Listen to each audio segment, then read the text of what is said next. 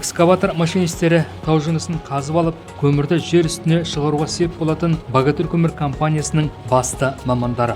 Олар қуатты техниканы басқарып, карьерлік авто өзі аударғыштар мен теміржол құрамдарына көмір мен ашылым артады. Үйінділер мен өндірістік алаңдарын қалыптастырып құрайды.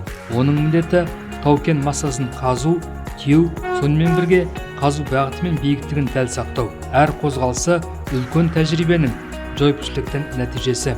Машинист үшін бұл күнделікті еңбек.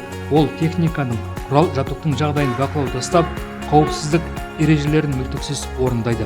Машинист экскаватордың құрылысын және техникалық сипаттамаларын, ашықпен жұмыстардың технологиясының негіздерін, кеніштің геологиялық ерекшеліктерін білуі тиіс.